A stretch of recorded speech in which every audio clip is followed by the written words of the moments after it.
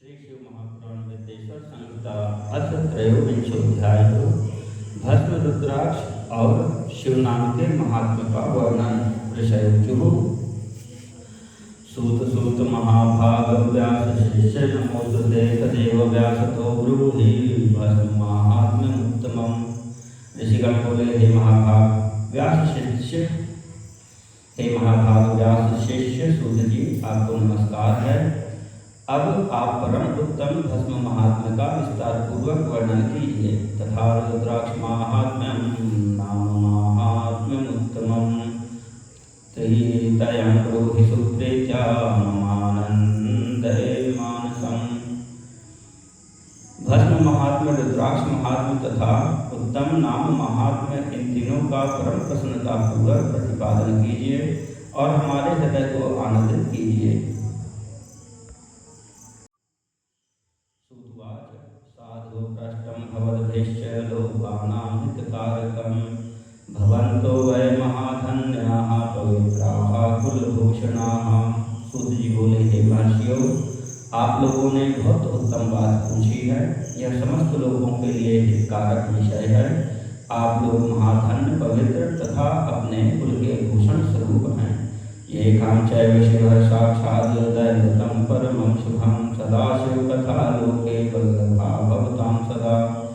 इस संसार में कल्याणकारी परम देव स्वरूप भगवान शिव जिनके देवता हैं, ऐसे आप सबके लिए यह शिव की कथा अत्यंत प्रिय है। ते धन्यास कृतार्थास सफलं देहधारणं मुद्रकं च कुलं ते खां ये शिवं समुपासते। वे ही धन्य और कृतार्थ हैं, उन्हीं का शरीर धारण करना ही सफल है और उन्होंने ही अपने कुल का उद्धार कर लिया है जो शिव की उपासना करते हैं। शिवनाम मुखे यस्य सदा शिव शिवेति च पापानि न स्पृशन्त्येव खदिरांगारकं यथा।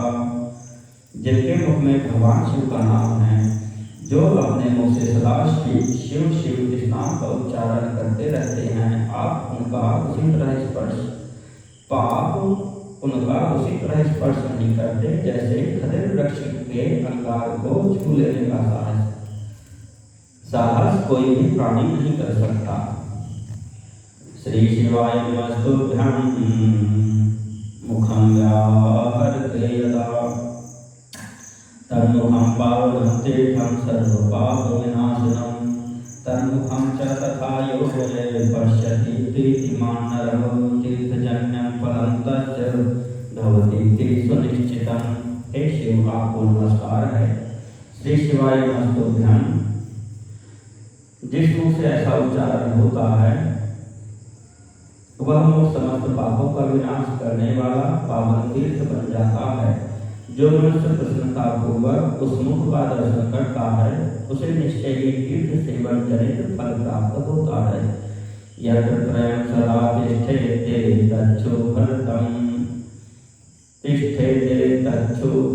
भद्रं द्विजाः। यत्र त्रयं सदा तिष्ठेते तच्छो भद्रं द्विजाः। तस्य दर्शनमात्रेण वेणी स्नानफलं लभेत। शिवनाम विभूतिश्च तथा रुद्राक्ष एव च एतत्त्रयं महापुण्यं त्रिवेणी सदृशं स्मृतम्। हे ब्राह्मणों, शिव का नाम, विभूति, भस्म तथा रुद्राक्ष, ये तीनों त्रिवेणी के समान परम पुण्य वाले माने गए हैं। जहाँ ये तीनों शुद्धतर वस्तुएं सर्वदा रहती हैं, उनके दर्शन मात्र से मनुष्य त्रिवेणी स्नान का फल पा लेता है। एतत्त्रयं शरीरे च यस्य तिष्ठति नित्यशः तस्यैव दर्शनं लोके दुर्लभं पापहारिकम्। जिसके शरीर पर भस्म, रुद्राक्ष और मुख में शिव नाम, ये तीनों जिनके विद्यमान रहते हैं, उसका पाप विनाशक दर्शन संसार में दुर्लभ है। तद्दर्शनं यथा वेणीनो भयोदन्तरं मनाक एवं यो विजानाति स पापिष्ठो न संशयः। उस पुण्यात्मा का दर्शन त्रिवेणी के समान ही है।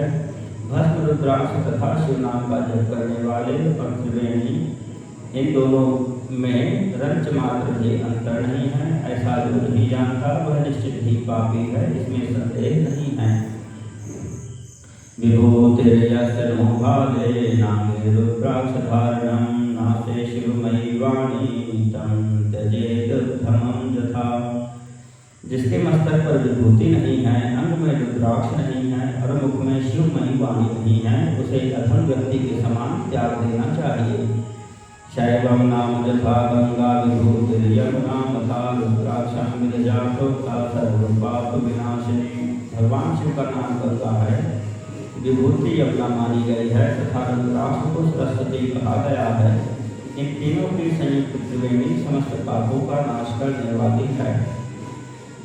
शरीरे च त्रयं यस्य तत्फलं च ततः स्थितम् एकतो वेणिकायाश्च स्नानजन्तुफलं बुधैः तदेवं तुलितं पूर्वं ब्रह्मणाधिककायिना समानं चैव तज्जातं तस्माद्धार्यं सदा बुधैः। बहुत पहले की बात है, हितकारी ब्रह्मा ने जिसके शरीर में उक्त ये तीनों त्रिपुंड रुद्राक्ष और शिवनाम संयुक्त रूप से विद्यमान थे, उनके फल को तुला के पड़ले में एक ओर रखकर त्रिवेणी में स्नान करने से उत्पन्न फल को दूसरी ओर के पड़ले में रखा और तुलना की तो दोनों बराबर ही उतरे। अतएव विद्वानों को चाहिए कि इन तीनों को सदा अपने शरीर पर धारण करें। तद्दिनं हि समाराध्य ब्रह्म विष्णुवासुदेवसुरैः धारते त्रित्रयं तच्च दक्षिणात् पापहारकम्। उसी दिन से ब्रह्मा विष्णु आदि देव भी दर्शन मात्र से पापों को नष्ट कर देने वाले इन तीनों रुद्राक्ष विभूति और शिव नाम को धारण करने लगे। ऋषयिचो ईदृशं हि फलं प्रोक्तं नामादितयोद्भवं तन्माहात्म्यं विशेषेण वक्तुमर्हसि सुव्रत। ऋषिगण बोले, हे सुव्रत, भस्म रुद्राक्ष और शिवनाम इन तीनों को धारण करने से इस प्रकार उत्पन्न होने वाले फल का वर्णन तो आपने कह दिया, किंतु अब आप विशेष रूप से उनके महात्म का वर्णन करें। ऋषियो हि महाप्राज्ञाः सच्छैवाज्ञानिनां वराः तन्माहात्म्यं हि सद्भाग्या शृणुतादरतो द्विजाः। सूत जी बोले, ज्ञानियों में श्रेष्ठ हे महाप्राज्ञ, हे शिव भक्त ऋषियों और रुद्रों, आप सब सद्भक्ति तथा आदर पूर्वक उक्त भस्म रुद्राक्ष और शिवनाम इन तीनों का महात्म्य सुने। सबूर्णमपि शास्त्रैको पुराणैको श्रुतिष्वपि भवत् स्नेहान्मया विप्राः प्रकाशः क्रियते धुना। शास्त्रों पुराणों और स्मृतियों में भी इनका महात्म्य अत्यंत गूढ़ कहा गया है। हे विप्रो, आप सबके स्नेहवश इस समय मैं इस रहस्य को खोलकर प्रकाशित करने जा रहा हूँ।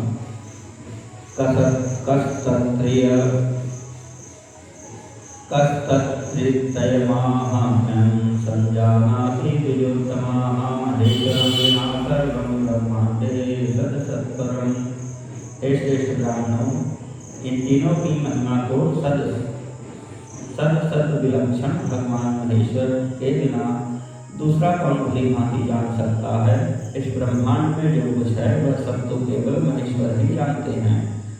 वस्मेहं नाम माहात्म्यं यथा भक्ति समासतः शृणुत विप्राः सर्वपापहरं परम्। हे विप्तगण, मैं अपनी श्रद्धा भक्ति के अनुसार संक्षेप से भगवान नाम की महिमा का कुछ वर्णन करता हूँ। आप सब लोग प्रेमपूर्वक उसे सुने। यह नाम महात्म्य समस्त पापों को हर देने वाला सर्वोत्तम साधन है। शिवेति नाम महापातक पर्वताः भस्मीभवन्ति नायासात् सत्यं सत्यं न संशयः। शिव, इस नाम रूपी दावानल से महान पातक रूपी पर्वत अनायास ही भस्म हो जाता है। यह सत्य है, इसमें संशय नहीं है। पाप मूलानि दुखानि विविधानि शौनक शिवनामैक नश्यानि नान्यनश्यानि सर्वथा। हे शौनक, पाप मूलक जो नाना प्रकार के दुख हैं वे एकमात्र शिव नाम भगवान नाम से ही नष्ट होने वाले हैं। दूसरे साधनों से संपूर्ण यत्न करने पर भी पूर्णतया नष्ट नहीं होते हैं। सवैनिकः सपुण्यात्मा सधन्य सबुधो मतः शिव नाम जपासक्तो यो नित्यं भुवि मानवः। जो मनुष्य इस भूतल पर सदा भगवान शिव के नामों के जप में ही लगा हुआ है, वह वेदों का ज्ञाता है, वह पुण्यात्मा है, वह धन्यवाद का पात्र है तथा वह विद्वान माना गया है। भवन्ति विविधा धर्मा तेषां सद्यः फलोन्मुखाः येषां भवति विश्वासः शिव नाम जपे मुने। हे मुने, जिनका शिव नाम जप में विश्वास है, उनके द्वारा आचरित नाना प्रकार के धर्म तत्काल फल देने के लिए उत्सुक हो जाते हैं। पातकानि विनश्यन्ति यावन्ति शिवनामतः भुवि तावन्ति पापानि क्रियन्ते च न नरैर्मुने। हे महर्षि, भगवान शिव के नाम से जितने पाप नष्ट होते हैं उतने पाप मनुष्य इस भूतल पर कर ही नहीं सकता। ब्रह्म हत्यादि पापानां नाशेन प्रवितान मुने शिवनामृतं प्रोक्तं नाशयत्यखिलान् नरैः। हे मुने, ब्रह्म हत्या जैसे पापों की समस्त अपरिमित राशियां शिव नाम लेने से शीघ्र ही नष्ट हो जाती हैं। शिव नाम तरि प्राप्त संसाराब्धिं तरन्ति ये संसार मूल पापानि तानि नश्यन्ति संशयम्। जो शिव नाम रूपी नौका पर आरूढ़ होकर संसार समुद्र को पार करते हैं, उनके जन्म मरण रूप संसार के मूलभूत वे सारे पाप निश्चय ही नष्ट हो जाते हैं। संसार मूलभूतानां पातकानां महामुने शिव नाम कुठारेण विनाशो जायते ध्रुवम्। हे महामुने, संसार के मूलभूत पातक रूपी वृक्ष का शिव नाम रूपी कुठार से निश्चय ही नाश हो जाता है। शिवनामामृतं पेयं